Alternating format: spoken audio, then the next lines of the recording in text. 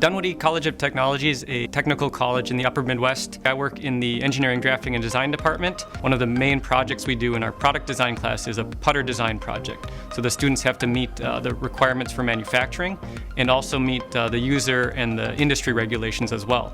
The F370 in this project allowed the students to develop and design and turn their projects into real tooling very quickly.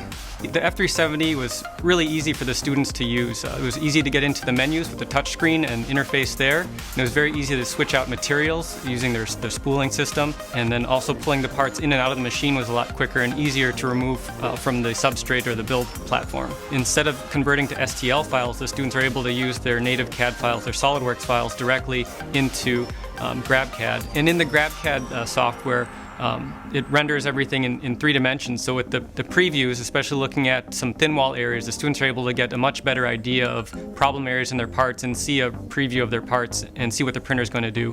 One of the benefits of having this machine on campus is that with the putter project, we're able to print our patterns and get a part directly made from those and have it be production quality. We can print in multiple materials, which the students use for various projects.